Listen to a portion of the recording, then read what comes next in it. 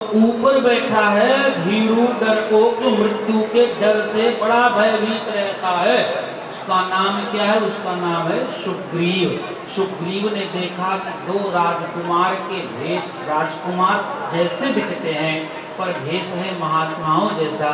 कहीं बाली ने कपट से इनको तो नहीं भेज दिया हमें मारने के लिए? खुद बाली तो यहाँ आ नहीं सकता, इसलिए हो सकता है इनको ही भेजा हो। इसलिए हनुमान जी से कहता है, हनुमान जी पता लगाओ ये दोनों लोग कौन हैं। हनुमान जी आते हैं। अच्छा, हनुमान जी आए तो हनुमान जी रूप बदल करके आते हैं। हनुमान जी क्या बन के आए? हनुमान जी ब्राह्मण बन करके आए हैं। और ब्राह्मण बन करके आए तो आते ही भगवान श्री राम जी को प्रणाम करते हैं और प्रणाम करके कहते हैं, को तुम श्यामल गौर शरीरा क्षत्रिय रूप फिरहु बलवीरा। महाराज, अगर हमसे कोई गलती हो जाए, त्रुटि हो जाए तो क्षमा करना। ये ऋषियों जैसा भेष, लेकिन आप देखने में राजकुमार जैसे दिखते हो। ये क्षत्रिय जैसा धनुष बाण लिए आप चल रहे हो, बड़े विचित्र ऋषि हो आप। ऐसे ऋषि हमने देखे हैं जो धनुष बाण लेके चलते हो। भगवान ने कहा हम अपना पूरा परिचय बताएं। बोले हाँ महाराज। बोले पूरा परिचय तो हम बता दें, लेकिन एक बात बताना। बोले क्या? बोले तुम नकली बन करके क्यों चले आए? असली का पता पूछने आए हो, खुद नकली हो। हनुमान जी ने कहा महाराज आप कैसे जान गए हम नकली हैं? बोले नकली पहले दिखाई पड़ता है, कोई ना कोई गलती हो ही जाती है ना जी। कितना भी संवारो, कितना भी सजाओ, पर कोई न कोई गलती हो ही जाए से पता चल जाता है डुप्लीकेट है। कितनी भी कलर जेरॉक्स कॉपी निकालोगे पर पता तो चलता ही है नकली है, पता चलता है ना। तो हनुमान जी ने कहा देखो, अगर सत्य को ढूंढना चाहते हो तो सत्य लेकर के सामने आओ। ये झूठ का प्रपंच क्यों रच रहे हो? बोले महाराज समझे नहीं। बोले नकली रूप धारण करके क्यों आए हो? ये ब्राह्मण बन के क्यों आए हो? हनुमान जी ने कहा महाराज आप पहचान लिए क्या? बोले हाँ पहचान लिए। बोले महाराज कैसे पहचान लिए? बोले तुम कह रहे हो हम क्षत्रिय हैं? बोले हाँ। बोले जब तुम कह रहे को तुम श्यामल गौर शरीरा क्षत्रिय वेश फिरहु बलवीरा, जब तुम ये कह रहे हो कि मैं क्षत्रिय हूँ और तुम ब्राह्मण हो, तो तुम नकली ब्राह्मण हो तभी तो क्षत्रिय को प्रणाम कर रहे हो। अगर असली ब्राह्मण हो तो क्षत्रिय को प्रणाम ही नहीं करता। असली ब्राह्मण है तो क्षत्रिय को प्रणाम करेगा? इसका मतलब तुम नकली ब्राह्मण हो, तुम असली ब्राह्मण नहीं हो। हनुमान जी ने कहा महाराज हम आपको पहचान गए, आप और नकली हो। राम जी ने कहा तुम भी पहचान गए? बोले हाँ। बोले हम नकली हैं, ये तुम कैसे जान गए? हनुमान जी ने कहा सीधी सी बात है, जब ब्राह्मण होकर के हम आपको प्रणाम किए, आप क्षत्रिय हो। अगर असली क्षत्रिय होता तो ब्राह्मण को प्रणाम ही नहीं करने दे। सारे भाई रुको रुको क्या करते हो? इसका मतलब ये कि आप भी असली क्षत्रिय नहीं हो, आप साक्षात भगवान हो। तो सलेस बसरत की जाए हम पित वचन मान बनी आए। राम जी ने अपना परिचय दिया। हनुमान जी ने कहा महाराज ठीक है, तो चलिए हम आपकी मित्रता करा देते हैं सुग्रीव के साथ। लक्ष्मण जी तो मत गए, ये मित्रता कराएगा किसके साथ? ये बंदर मित्रता किससे कराएगा ये? बोले वानरराज सुग्रीव से। माताओं से पुनः निवेदन कर रहे कमेटी वाले, हम निवेदन कर ले रहे हैं जिनके पास जगह हो थोड़ी थोड़ी आगे आ जाए। जगह बिल्कुल पीछे नहीं रह गई है, थोड़ी थोड़ी आगे बढ़ाएं। गोविंद मेरो है, गोपाल मेरो है, गोविंद मेरो है, गोपाल मेरो है, गोविंद मेरो है, गोपाल मेरो है, गोविंद मेरो है, गोपाल मेरो है, दीवा के बिहारी नंदलाल मेरो है, दीवा के बिहारी नंदलाल मेरो है, दीवा के बिहारी नंदलाल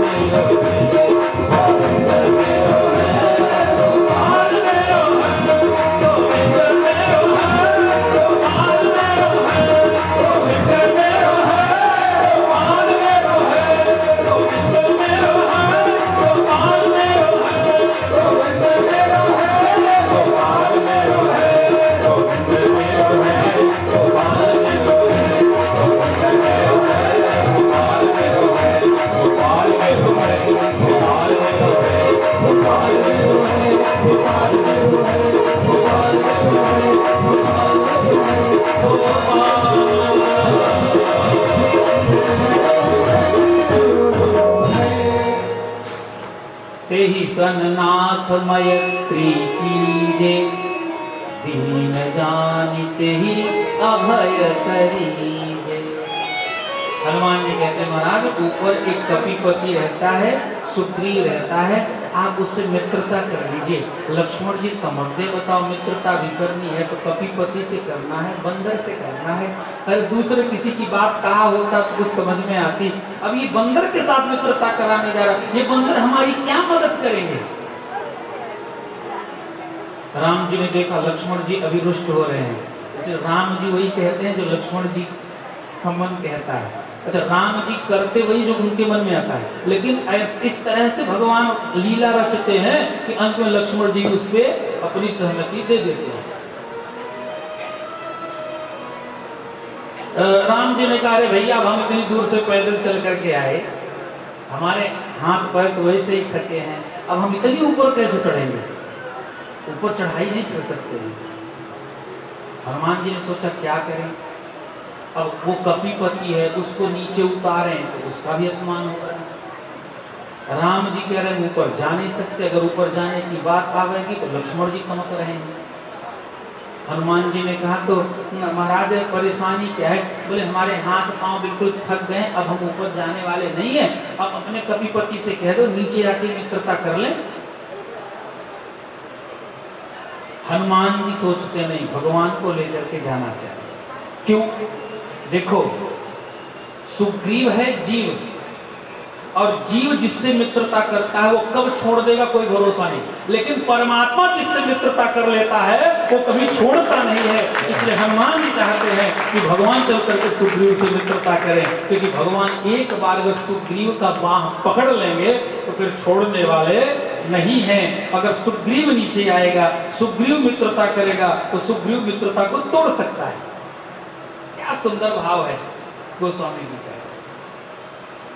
नीचे नहीं ऊपर ले चलते, हमारे हाथ पांव थक गए भैया, हम एक कदम नहीं चल सकते।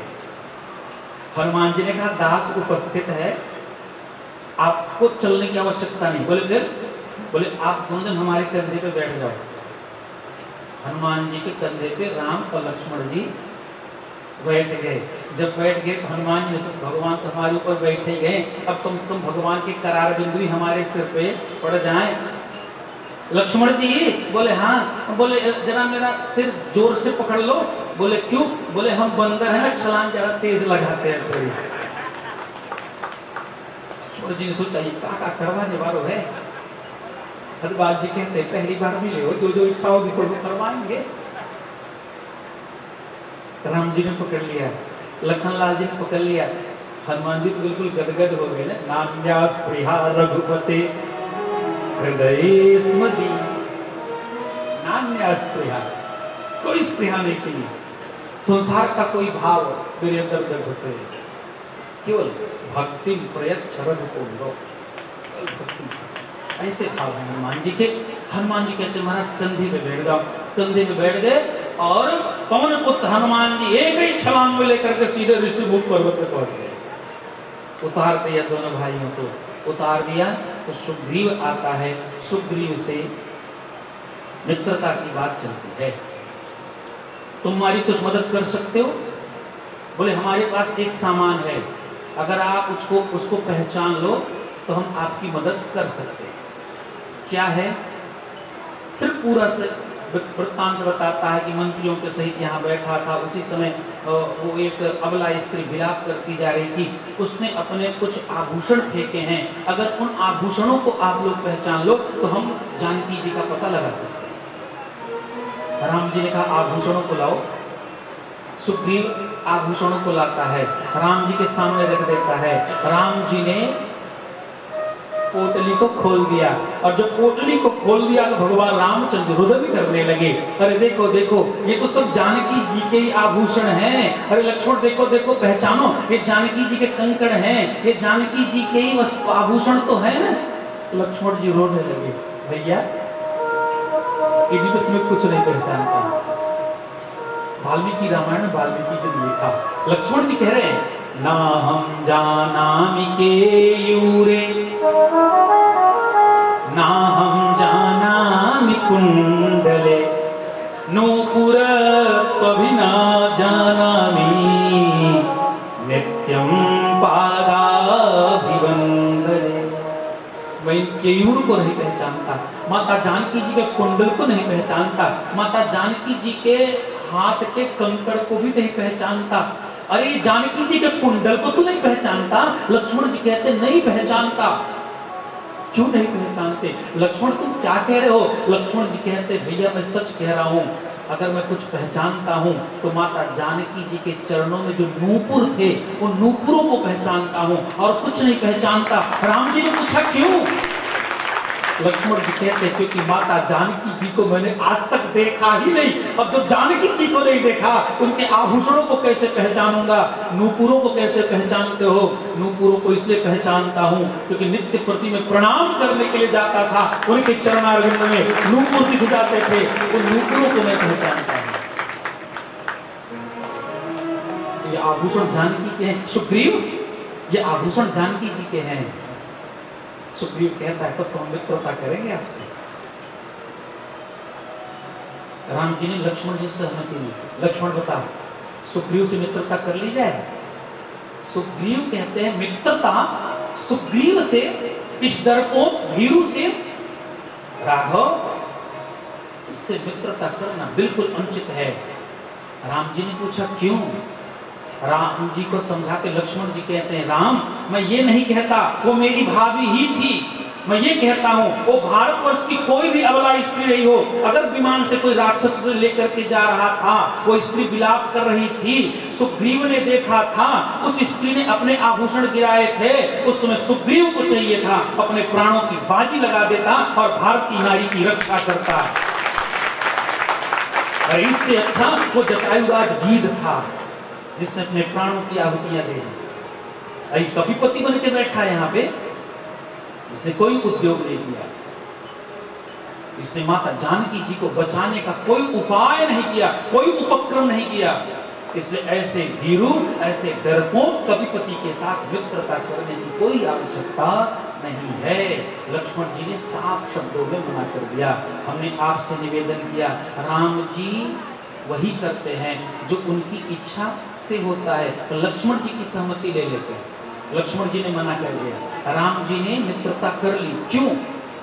क्योंकि जानकी मैया जिसको देख लेंगी, भक्ति जिसको देखेगी, भगवान को तो अपनाना ही पड़ेगा, इसलिए भगवान को अपनाना पड़ा। तभी तो रावण कहता है ना, एक बार विलोक मम ओरा, एक बार विलोक मम। अरे जानकी आपने उस डरपोक सुग्रीव को देख लिया और राम जी ने उसे अपना सेवक बना लिया, स्वीकार कर लिया।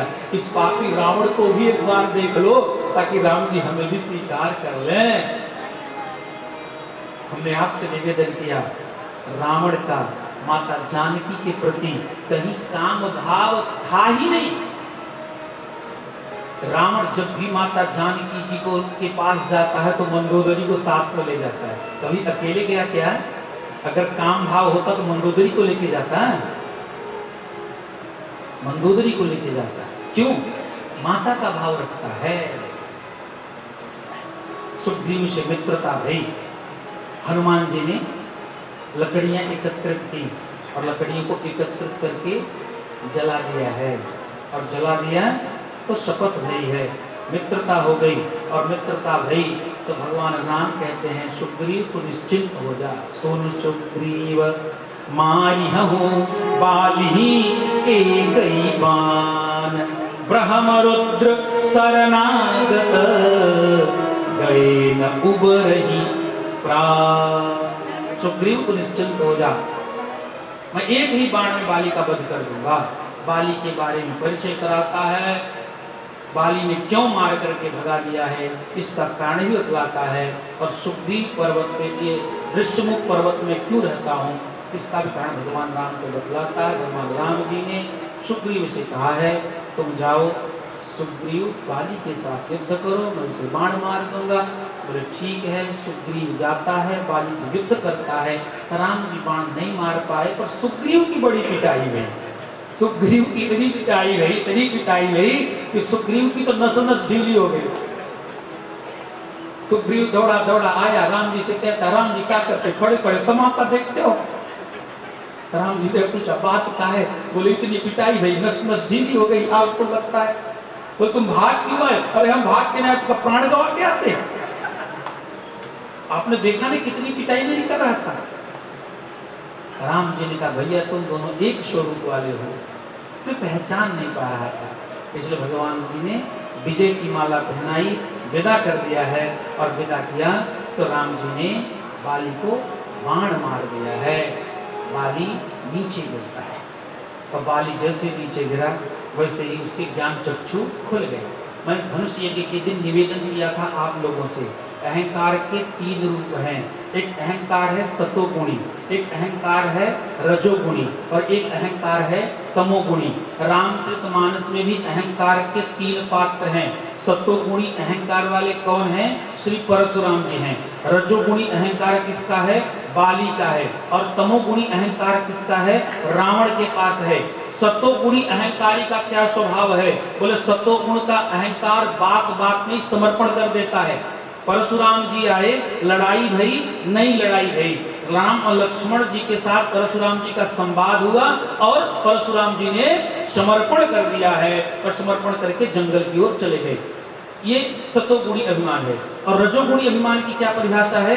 रजोगुणी अभिमान जब तक एक बार ठोकर नहीं खाता है तब तक वो नहीं सुधरता है। और राम जी ने इसीलिए कहा एक ही बाण मारूंगा, क्योंकि तमोगुणी है ना, एक ठोकर भी सुधर जाएगा। जैसे ही बाण लगा ज्ञान चक्षु खुल गए और भगवान राम की स्तुति गाने लगा है। अंगद जी को राम जी के हाथों में समर्पित कर देता है। राम जी कहते हैं रुको रुको, तुम्हारी इच्छा हो तो मैं तुम्हें रोक लूं? बोले नहीं महाराज, जन्म जन्म मुनि जतन कराई,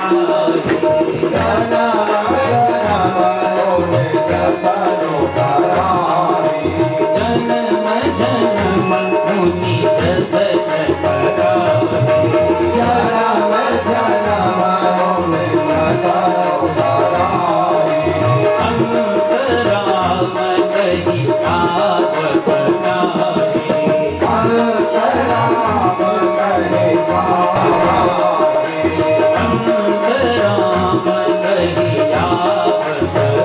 नाई, अंतराम कही आवत आपके दर्शन के लिए तो करोड़ों जन्मों तक तपस्या करनी पड़ती है, तब आपके दर्शन होते हैं। और मृत्यु के समय आपका दर्शन हो रहा है, इससे बड़ा मेरा कोई सौभाग्य नहीं है। इसलिए महाराज अब मुझे विदा दीजिए।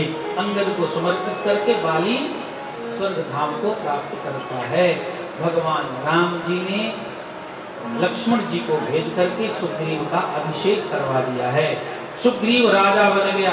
अब राजा बना तो राजभोग की लिप्सा इतनी बढ़ी कि सुग्रीव राम जी को ही भूल गया है। बहुत दिनों तक आया ही नहीं राम की खबर लेने के लिए। लक्ष्मण जी ने कहा भैया, बोले हाँ, बोले सुग्रीव तो हमको भूल गया। राम जी भी कहते हाँ हाँ, सुग्रीव मुझको भूल गया। बताओ ऐसा कामी लोलुप है। लक्ष्मण जी कहते अगर आप आदेश करो तो अभी जा करके उसके पूरे नगर को नष्ट भ्रष्ट कर देता हूं, पंपापुर को। राम जी ने कहा आपको ऐसे ही करना पड़ेगा, अभी कर देता हूं, लाओ मेरा भी धनुष बाण। लक्ष्मण जी के मन की बात रही, लक्ष्मण जी तमक गए, धनुष बाण लेकर के आए। राम जी ने शिक्षा दी, देखो जब जीवन में कोई शुभ कर्म हो उसे तुरंत कर लेना चाहिए, अगर अशुभ कर्म आवे तो उसे कल पे छोड़ देना चाहिए। हो सकता है उसे कल पे छोड़ोगे तो वो टल जाएगा। राम जी ने कहा रहने दो, आज नहीं कल शिक्षा देंगे उसे। और जब कल आया तो राम जी कहते लक्ष्मण तू अकेले चला जा, हम तो जा नहीं सकते वहां, क्योंकि वो तो नगर है ना, हम तो संकल्प लेकर के आए हैं, हम नगर में प्रवेश नहीं कर सकते हैं। और हाँ जाओ उसे डांटो। तो लक्ष्मण जी वहां से चले। लक्ष्मण जो वहां से चले तो हनुमान जी को बुलाया, बोले लक्ष्मण जी जा रहे हैं, सुग्रीव से बता दो संभल के रहेगा। राम जी ने सोचा सुग्रीव के पास लक्ष्मण तो गया, पर ये नहीं बताया कि कब तक और कितना उसको डांटना है। इसलिए हनुमान जी के द्वारा संदेश भिजवाया है और सुग्रीव आता है, भगवान के शरणागति को स्वीकार करता है। महाराज उनसे भूल हो गई, गलती हो गई, ये राज्य मिल गया तो राज्य में मैं मदांग हो गया था, और मदांग होने के बाद मैं अब मेरे ज्ञान चक्षु खुले हैं महाराज, अब मैं शीघ्र से उद्योग करता हूँ, माता जानकी जी का पता लगवाता हूँ। वानरी सेना को बुलाता है और बुला करके कहता है जल्दी करो, जाओ सब लोग, बिना जानकी मैया को खोजे कोई वापस नहीं आएगा। सब लोग चलते हैं और पहुंच गए समुद्र जी के तट पर। समुद्र तट पे पहुंचे, कोई रास्ता नहीं दिखाई पड़ रहा है, कहाँ जाएं कहाँ जाएं। कोई ध्वनि आई, कोई आवाज आई, ये कौन है कौन है। सारे बंदर वहां पहुंचे तो पता चला विशाल पक्षी है। ये विशाल पक्षी कौन है? गीधराज जटायु का भाई संपाति। अरे भाई तुम कौन हो? अरे मैं संपाति हूँ। तुम लोग कौन हो? मैं राम का सेवक हूँ। कहाँ जा रहे हो? बोले जानकी मैया को ढूंढने जा रहा हूँ। संपाति कहता मैं वृद्ध हूँ, मेरे पंखे जल करके नष्ट हो गए, मैं तुम्हारी ज्यादा मदद तो नहीं कर सकता, लेकिन मैं यहीं से देख करके बता रहा हूँ माता जानकी जी यहाँ से 400 कोस दूर, यहाँ से 400 कोस दूर लंका की अशोक वाटिका में अशोक वृक्ष के नीचे मैया बैठी हुई हैं। मैं यहीं से देख रहा हूँ। ये 400 योजन के 400 कोस के समुद्र को जो कोई पार करेगा उसी से जानकी जी की भेंट मुलाकात होगी। 100 योजन का ये समुद्र है। जामुन जी से कहा गया आप पूछो कौन जा सकता है पार। जामुन जी आए, पूछने लगे तुम कितनी दूर जा सकते हो? इसने कहा हम 20 योजन जा सकते हैं। जामुन जी ने कहा तुम फेल हो। दूसरे से पूछा तुम कितनी दूर जा सकते हो? बोले हम तो 50 योजन जा सकते हैं। बोले तू भी फेल है। अंगद से पूछा तुम कितनी दूर जा सकते हो? बोले मैं जा तो सकता हूँ पर आने में संदेह है। अब जामुन जी सबका इंटरव्यू ले रहे हैं, परीक्षा ले रहे हैं, सबको फेल करते चले जा रहे हैं। एक नौजवान बंदर था, वो तमक करके जामुन जी से पूछ लिया आप कितनी दूर जा सकते हो? अपना तो बता दो। जामुन जी ने कहा तुम मुझसे पूछते हो? बोले हाँ। तो जामुन जी कहा मैं बताता हूँ। बलिबांधत प्रभु बाढ़ हो, बलिबांधत प्रभु बाढ़ हो, बलिबांधत प्रभु बाढ़ हो, बलिबांधत प्रभु बाढ़ हो, बलिबांधत प्रभु बाढ़ हो, बलिबांधत प्रभु बाढ़ हो। तो तनु बर दिन जाए, तो तनु बर दिन जाए, ओ भय धरी महकीना, ओ भय धरे उभर घरी महकीना, उभर घरे महकीना। पाद प्रदक्षिण धारे, पाद प्रदक्षिण धारे, पाद प्रदक्षिण धारे, पाद प्रदक्षिण धारे। जामुन जी कहते हैं सुनो अब की बात तो नहीं बताता हूँ, पर मैं तुमके एक बात बता दूं। जब भगवान का वामनावतार हुआ था और भगवान ने जब वैराजस स्वरूप धारण किया, जब 3 पग में समग्र धरती को नाप रहे थे भगवान, उस समय मैं नौजवान था और उस समय भगवान के वैराजस स्वरूप का मैंने उभय घरी महकीन 7 प्रदक्षिण धाई, 2 घटिका में मैंने भगवान की 7 प्रदक्षिणा की थी। अब तुम अंदाज लगा सकते हो मैं कितनी दूर जा सकता हूँ, कितनी दूर से आ सकता हूँ। देखिए तो हनुमान जी सुसुप्तावस्था में है, हनुमान जी को जगाना पड़ता है। हनुमान जी बोले हाँ। अरे माता जानकी जी को ढूंढने जाओगे?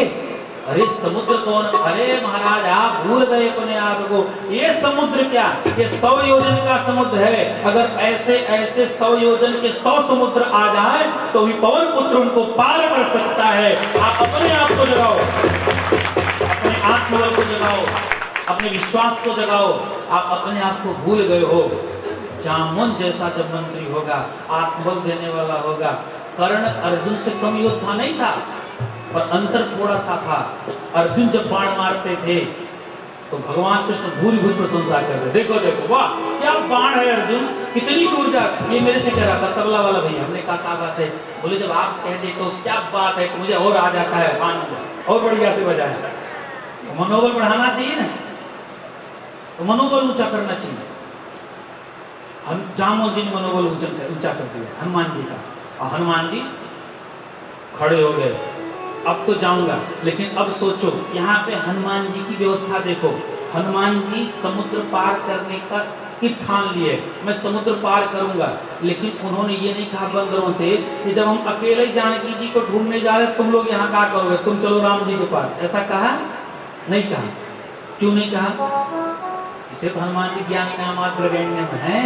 अगर सब बंदरों को भेज करके हनुमान जी अकेले जानकी जी को ढूंढने चले जाएंगे तो राम जी क्या सोचेंगे, हनुमान जी अकेले ढूंढ के आए और सारा श्रेय हनुमान जी को मिलेगा। और हनुमान जी चाहते नहीं सारा श्रेय सारे बंदरों को मिले, इसलिए बोले देखो मैं ढूंढने जा रहा हूं और जब तक नहीं आ जाता हूं तब तक यहां से कोई जाएगा नहीं, सब लोग यहीं रहेंगे, कंदमूल फल खाएंगे, और जब जानकी जी का पता लगा करके आएंगे तो सब लोग एक साथ ही हम यहाँ से राम जी के पास चलेंगे, ताकि राम जी ये सोचे ये राम काज सारे बंदरों ने मिल करके किया है। तो हनुमान जी सारा श्रेय सबको बांटना चाहते हैं और हम तुच्छ प्राणी पूरा श्रेय स्वतः लेना चाहते हैं। यही हम में और हनुमान जी के स्वभाव में अंतर है। थोड़ा सा विलंब हो रहा है, कथा को विश्राम भी देना है, इसलिए कुछ सूक्ष्म रूप में कथाओं को सुन करके राम राज्याभिषेक करा करके कथा को आज विश्राम देंगे। कल के बारे में सब लोग को पता ही है, सूचना अभी आपको थोड़ी देर में प्रसारित की जाएगी। हनुमान जी वहां से चले, हनुमान जी जब चले तो सीधे पहुंच गए अशोक वाटिका में। हनुमान जी अशोक वाटिका में पहुंचे तो माता जानकी जी बैठी हुई हैं, राक्षसियों के द्वारा घिरी हुई हैं। रावण आता है, बड़ा प्रताड़ित करता है, प्रताड़ित करके रावण चला जाता है। तो हनुमान जी ने माता जानकी जी से निवेदन किया है, माता जानकी जी हम आए हैं आपके पास शुभ सूचना लेकर के। मुदरी गिरा दी है, मुद्रिका देख करके माता जानकी जी प्रसन्न हो गई हैं। हम तो मुदरी लेके आए सागर पार से, राम दरबार से। हम तो मुदरी लेके आए सागर पार से, राम दरबार से। हम तो मुदरी लेके आए सागर पार से, राम दरबार से। हम तो मुदरी लेके आए सागर पार से, राम दरबार से।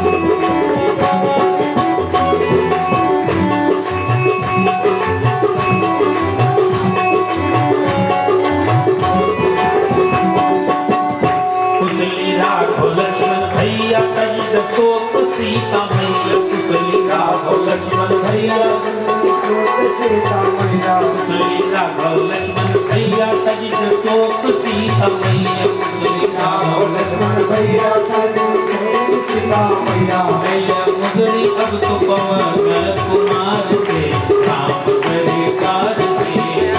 मैया मुदरी अब तो पवन कुमार से, राम दरबार से। मुदरी लेके आओ वाटिकार से, राम दरबार से। हम तो मुदरी लेके आए सागर पार से, राम दरबार से। हम तो मुदरी लेके आओ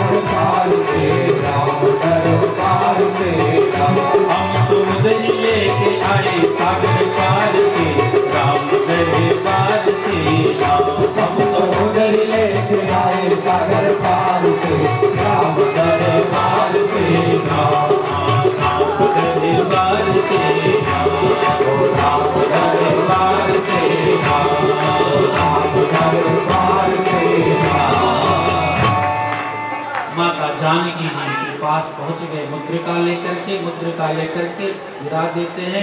भगवान राम के बारे में बतलाते, अपना परिचय देते हैं और परिचय देने के बाद हनुमान जी ने फल खाने की अनुमति मांगी है। अच्छा देखो, हनुमान जी जब प्रवेश करते हैं लंका में तो मच्छर के समान रूप बना के गए ना, छोटा मच्छर नहीं बने, छोटे बने। और छोटे बन करके जब लंका में गए तो कौन सा रूप धारण किया उन्होंने? ब्राह्मण का रूप धारण किया उन्होंने। सुग्रीव के पास, विभीषण के पास गए तो ब्राह्मण वेश में गए। ब्राह्मण वेश में क्यों गए? हनुमान बन करके जाते तो क्या विभीषण न पहचान पाता? अरे भगवान का परम भक्त है ना, उसे तो पता ही है कि रामादल में हनुमान नाम का बंदर रहता है, तो पहचान लेते ना। तो हनुमान जी ब्राह्मण बन के क्यों गए? हनुमान जी ब्राह्मण बन करके इसलिए गए, विभीषण के पास गए, बोले ब्राह्मण देवता आप ब्राह्मण यहाँ कैसे आ गए? बोले ऐसा है कि रावण ने ब्राह्मणों की बड़ी नगरी जलाया है। इस रावण ने जहां जहां ब्राह्मण रहते थे सबके घरों को जाकर के फूंक करके आया है, इसलिए अब एक ब्राह्मण ही लंका को फूंकेगा। लंका को फूंकने वाला भी ब्राह्मण और लंका को बनाने वाला भी ब्राह्मण। याद रखना, ब्राह्मण अगर ब्राह्मण को न फूके तो कोई फूक नहीं सकेगा।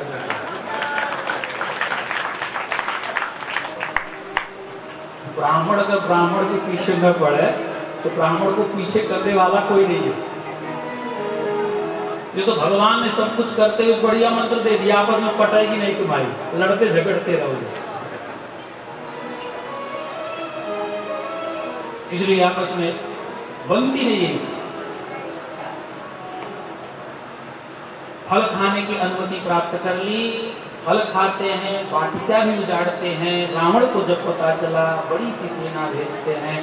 भगवान हनुमान जी ने सबको धराशायी कर दिया है। मेघनाथ आता है और बांध करके हनुमान जी को ले जाता है, पूंछ में आग लगा देता है। हनुमान जी ने पूरी लंका को जलाया, जला करके वापस आते हैं, बंदरों के सहित भगवान राम जी के पास आते हैं। समाचार जानकी जी का बतलाते हैं। इधर सुग्रीव, इधर विभीषण भी जब लात मार के निकाल दिया गया है तो वो भी आकर भगवान की शरणागति को स्वीकार कर लेता है। तो उद्योग चला है, अब किसी तरह से सेतु बंद हो जाए और सेतु बंद का कार्यक्रम होना चाहिए। देखो मैं ज्यादा कितना कष्ट दूं माताओं को, मैं पहले से जानता हूँ हमारी माताएं इतनी भोरी होती हैं तो अपने सामने एक इंच जगह छोड़वे नहीं करती। तो हम कितनी बार कहें आगे आओ आगे आओ आगे आओ, अरे जब जगह हो तब तो कह दें आगे आओ। अब तो मैं देख रहा हूँ सरसों फेंक दो पीछे ना जाएगी। वृंदावन बिहारी लाल की जय। तो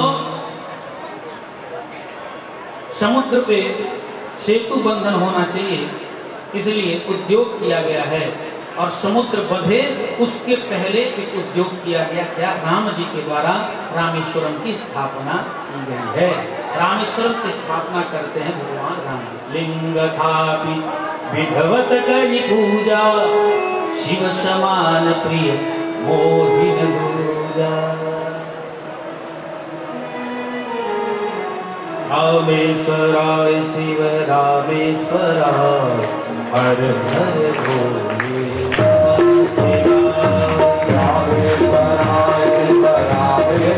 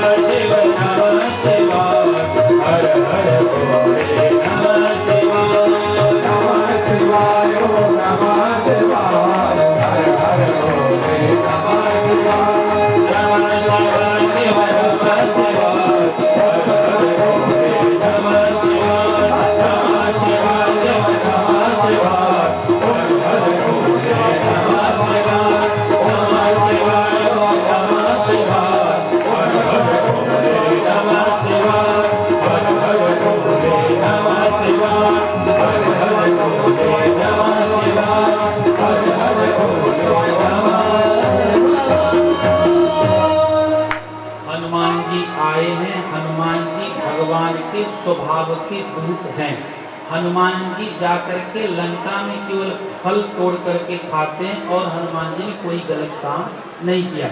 यहाँ तक कि अगर राक्षसों लोग आते हैं, हनुमान जी को लात भी मार देते तो हनुमान जी कुछ बोलते नहीं है, क्योंकि हनुमान जी एक संत हैं, इसलिए हनुमान जी कुछ नहीं बोलते हैं। अब जब सेतु बंद हुआ तो सेतु बंध के बाद सारी सेना उस पार गई, और सेतु बंधन के समय में जितने लोग थे सब लोग सेतु पे नहीं आए। कुछ जो उड़ करके जा सकते थे वो उड़ करके गए, कुछ लोग सेतु से जाते हैं। देखो सेना 3 प्रकार की होती है, जल सेना, थल सेना और नभ सेना। तो भगवान राम के पास जो बंदरों की सेना है वो 3 प्रकार की है। जो नभ सेना थी, एयर फोर्स जिसे कहते हैं हिंदी में, वो सब उड़ करके गए, और जो थल सेना थी वो पुल से पार है, और जो जल सेना थी वो समुद्र पर सीधे चल करके गए। बोले अभी तक समुद्र में चल करके क्यों नहीं गए, अब कैसे चले गए?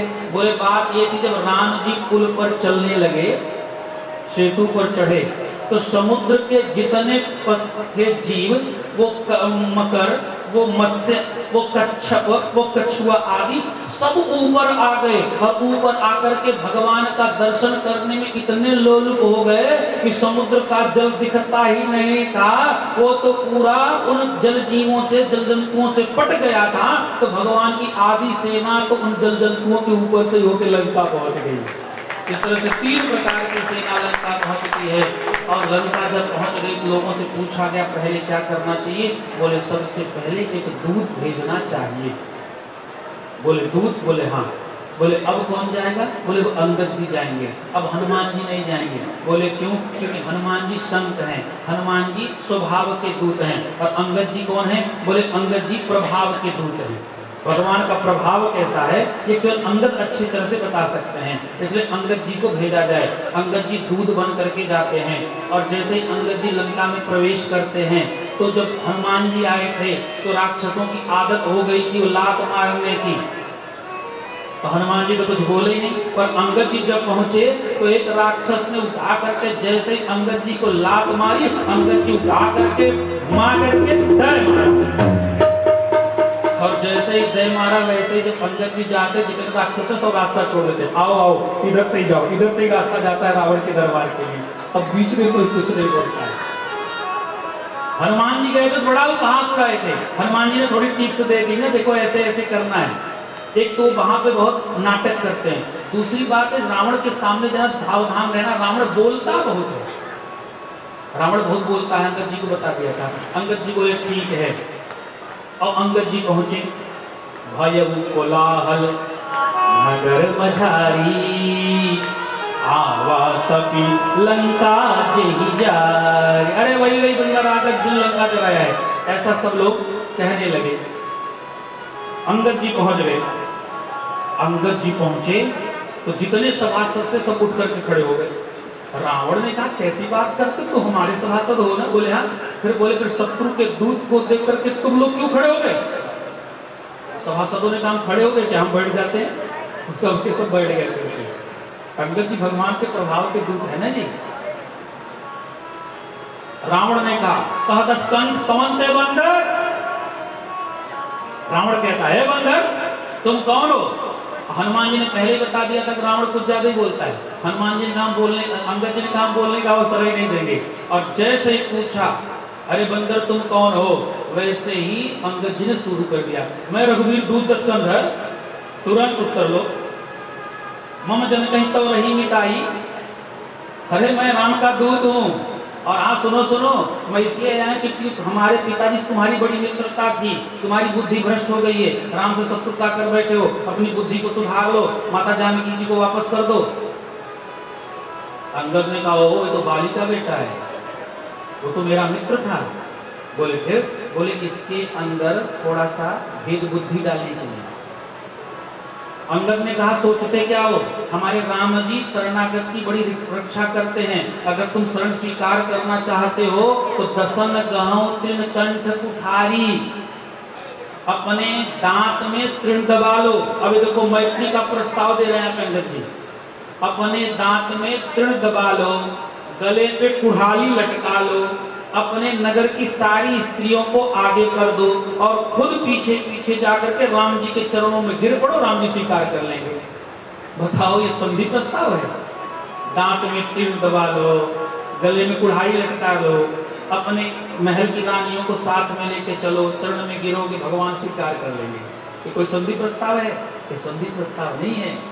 अंगद जी राम जी का काम करने आए हैं, क्योंकि राम जी ने कहा था ना कि रावण से बात करना तो ऐसे करना कि काज हमार तासु हित होई। राम जी की भक्त होता, काज हमार तासु हित होई, रिपुशन कहेऊ बत कही सोई।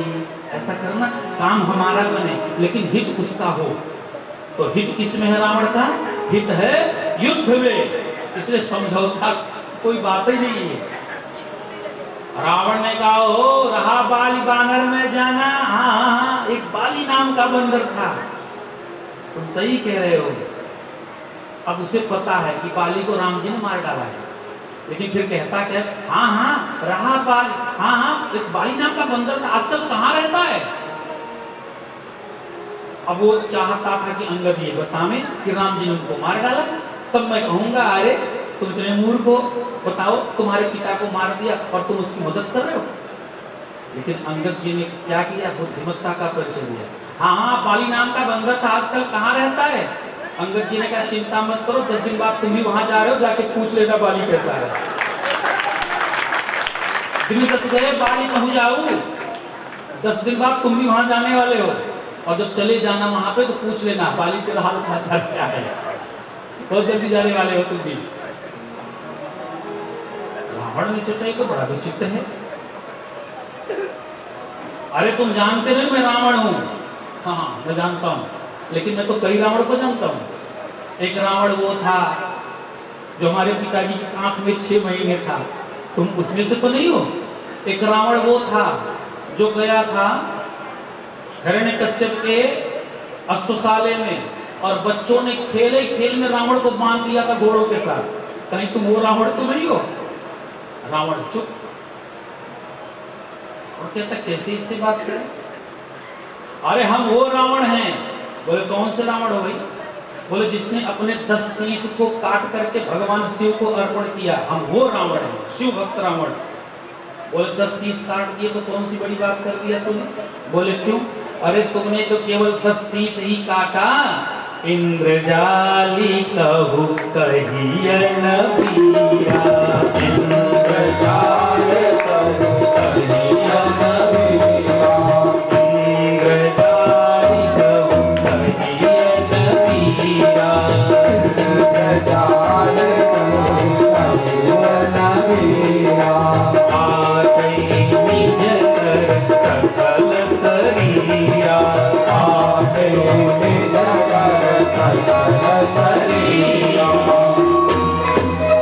तुमने 10 शीश क्या काट दिए, अपने आप को बड़ा शिव भक्त मानने लगा। और एक इंद्रजाली विद्या दिखाने वाले जादूगर को देखा है ना? वो जादूगर क्या करता है? वो जादूगर अपने हाथ से चक्कू लेता, अपने पूरे शरीर को काट देता है। तो कहीं तुमको इंद्रजाली तो नहीं आती है? कितना सटीक उत्तर देते हैं अंगद जी। होते हैं ना वो इधर से भी तलवार घुसा लेंगे, इधर से भी घुसा लेते हैं मुंह में, देखा नहीं? इधर से डाल लेंगे तलवार, इधर निकल जाती है, वो हम उधर जाते हैं 36 छत्तीसगढ़ 60 ज्यादा लोग मिलते हैं देखने वाले। तो इंद्रजाली दिखाने वाला पूरे शरीर को चीर लेता है, तो क्या वो भी शिव भक्त हो गया? रावण ने कहा इससे पार पाना बड़ा कठिन है। अंत में अंगद जी ने खींच करके 1 लाख पटक दिया जमीन पे। जैसे ही पटका वैसे रावण के 10 शीश में से 6 मुकुट नीचे गिर गए। अंगद जी ने उठा करके फेंक दिया। वो सीधे आए रामादल में। रामादल में आए बंदर बड़बड़ा गए, अरे ये क्या आ रहा है?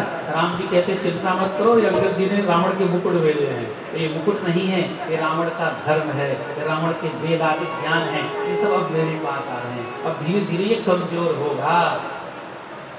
अरे रावण, अगर तुम्हारी सभा में कोई बलशाली हो तो मेरे पैर को उठा दे, मैं सीता जी को छोड़ के जाता हूं।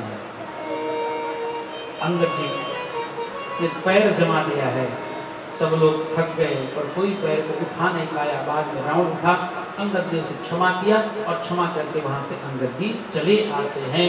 युद्ध सुनिश्चित हो जाता है, भयंकर युद्ध आरंभ हुआ। भयंकर युद्ध आरंभ हुआ तो प्रथम दिन के युद्ध में आधी सेना मार दी गई।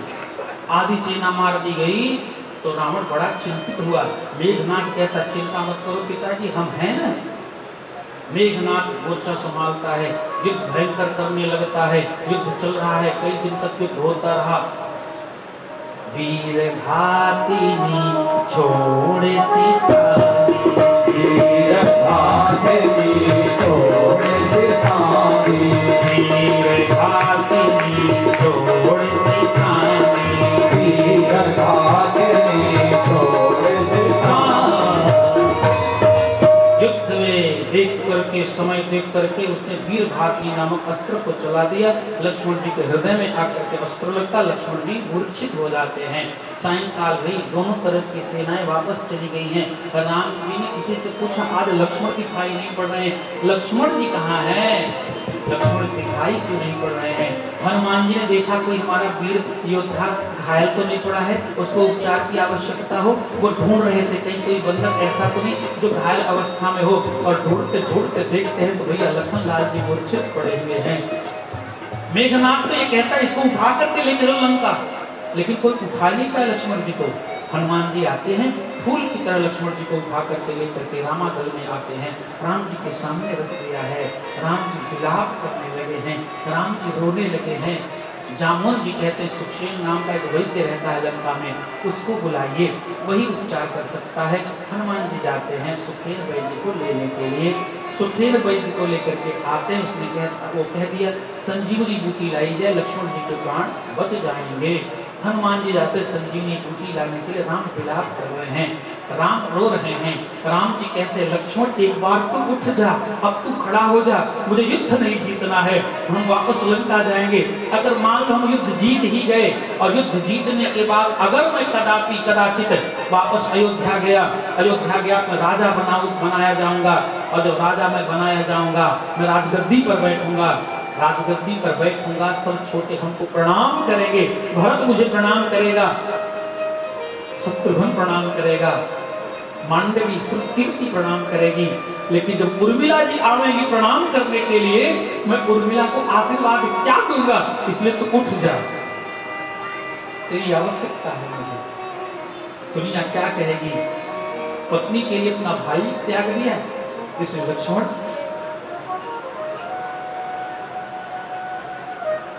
विलाप कर रहे हैं। राम जी, हनुमान जी चले, विघ्न पैदा कर दिया। हमने कहा ना जब भगवान के कार्य के लिए चलेंगे तो विघ्न आएगा। कालनेमी को भेज दिया रावण ने, विघ्न उत्पन्न किया, पर हनुमान जी ने कालनेमी के विघ्न को टाल दिया है। और कालनेमी के विघ्न को टाल करके जाते हैं, देखते हैं संजीवनी बूटी नहीं पहचान पाए, पूरे पहाड़ को लेकर के चले आए और सुशील वैद्य संजीवनी बूटी पिलाता है। लक्ष्मण जी राम राम का स्मरण करते हुए खड़े हो गए, सब लोग प्रसन्न हो गए। बोल सियावर रामचंद्र की, बोल लखन लाल की। सब लोग प्रसन्न हो गए हैं, प्रसन्नता व्याप्त हो गई। इधर जब रावण को पता चला कि लक्ष्मण जी जीवित हो गए हैं तो कुंभकर्ण को जगाता है। कुंभकर्ण ने पहले तो बड़े अपशब्द कहे, अरे तुमने ये क्या कर दिया, माता जगदम्बा को हर करके लाया। रावण बोला इसकी बुद्धि शुद्ध हो गई, पर इसकी बुद्धि को दूषित करो। रावण मांगे कोटि घट मद और महिष अनेक। रावण ने कहा पहले इसकी बुद्धि दूषित करो, नहीं इसका उद्धार कैसे होगा, इसमें तो ज्ञान आ गया है। इसलिए सैकड़ों घट मदिरा मंगवाता है और मांस मंगवाता है, कुंभकर्ण के सामने रख देता है, कुंभकर्ण खा लेता है, बुद्धि अशुद्ध हो गई। अरे इतना वो लंका पे चला आया आक्रमण, अभी मैं सबको नष्ट कर देता हूँ, ऐसा कहकर के कुंभकर्ण युद्ध में जाता, भगवान राम ने उसे परम गति प्रदान कर दी। इसके बाद आता है मेघनाथ युद्ध करने के लिए। मेघनाथ आया तो लक्ष्मण जी ने उसे मुक्त कर दिया है। हनुमान जी उसके शव को उठा करके ले जाकर के लंका के द्वार पर रख देते। अंतिम युद्ध राम रावण के बीच होता है। गगनम गगनाकारम सागरम सागरोपमम राम रावण योर्युद्धम राम रावण योरिव। आकाश की उपमा किससे दे सकते हैं आप? आकाश की उपमा केवल आकाश से दी जा सकती है। समुद्र की उपमा केवल समुद्र से दी जा सकती है। उसी तरह से राम और रावण के युद्ध की उपमा भी किसी युद्ध से नहीं दी जा सकती है। बड़ा भयंकर युद्ध आरंभ हुआ है। रावण बड़े से रथ को लेकर के आया और बड़े से रथ को देख करके विभीषण की डर गए।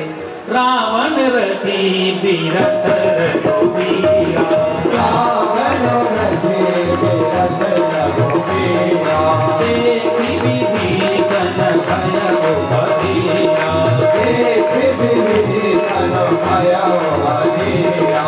सूरज धीरज तेहि रथ चाका, सूरज धीरज तेहि रथ चाका, सूरज धीरज तेहि रथ चाका, सूरज धीरज तेहि रथ चाका। सत्यशील कृष्ण ध्वजा पताका, सत्यशील दृढ़ ध्वजा पताका, सत्यशील कृष्ण ध्वजा पताका, सत्यशील ध्वज ध्वजा पताका। सदा धर्ममय दशरथ जाति, सदा धर्ममय दशरथ जाति, सदा धर्ममय दशरथ जाति, सदा धर्ममय दशरथ जाति। जीवन कहत सकहुँ रिपुताके, जीवन गहन कहु रिपुताके, सदा धर्ममय दशरथ जाति। सदा धर्ममय दशरथ जाति। रावण रथ पे सवार होके आया विभीषण जी, इतना बड़ा रथ लेकर के आया रावण, राम कैसे लड़ पाएंगे? भगवान ने कहा चिंता मत करो, मेरे पास धर्म का रथ है। सौरज धीरज, बड़ा सुंदर व्याख्यान दिया गया। 14 पार्ट लगे हैं इस रथ को बनाने में, 14 तरह से यंत्र लगे हैं, 14 सामग्री लग करके ये रथ तैयार है। ये तो पूरे एक दिन की कथा है साहब। ये धर्म रथ का अगर वर्णन किया जाए तो खुद ही एक दिन की कथा हो जाएगी। और मैं तो विद्वान को देखा था, उन्होंने 5 दिन तक इसी चौपाई पे बोला था, सखा धर्ममय असरथ जाति। बड़ा सुंदर विशद व्याख्यान है। ये मेरे पास धर्म रूपी रथ है, तुम चिंता मत करो, मैं इसी पे चढ़ करके युद्ध करूंगा। भयंकर युद्ध आरंभ हुआ, पूरा आकाश पट गया। ऐसा लगा जैसे बारिश होने वाली है, पर बरसात नहीं, केवल अस्त्र और शस्त्र पटे हुए आकाश मार्ग में भयंकर युद्ध आरंभ हुआ है। युद्ध करते करते कई दिन बीत गए, तब विभीषण आकर के कहता, महाराज ऐसे नहीं मरने वाला है ये, इसके नाभि कुंड में अमृत है। भगवान राम जी ने छाणे सर 31 तीर को एक साथ छोड़ा, 10 के 12 10 तीर, 20 तीर से 20 भुजाएं, और एक तीर जाकर के नाभि में लगता है, राम करके रावण नीचे गिरता है। मंगोदरी रोटी भी आती है। भगवान राम इसके अंत्येष्टि संस्कार आदि को संपन्न करवाया है। माता जानकी जी का को स्नान कराया गया है विभीषण के कहने पर, और सुंदर वस्त्रों से अलंकृत करके राम जी के सामने समुपस्थित कर दिया गया। जानकी मैया को लक्ष्मण जी से कहते हैं, लक्ष्मण अब तुम्हारी आवश्यकता है, अग्नि को प्रकट करो। लक्ष्मण जी अग्नि को प्रकट करते हैं। कुछ लोग कहते हैं माता जानकी जी की अग्नि परीक्षा राम जी लेते हैं। ऐसा कहना सर्वथा अनुचित है। माता जानकी जी परीक्षा दें, ये हो नहीं सकता। बोले फिर, बोले माता जानकी जी प्रत्यावर्तन कर रही है। ये प्रत्यावर्तन क्या है? प्रत्यावर्तन ये है कि जिन माता जानकी जी को अग्नि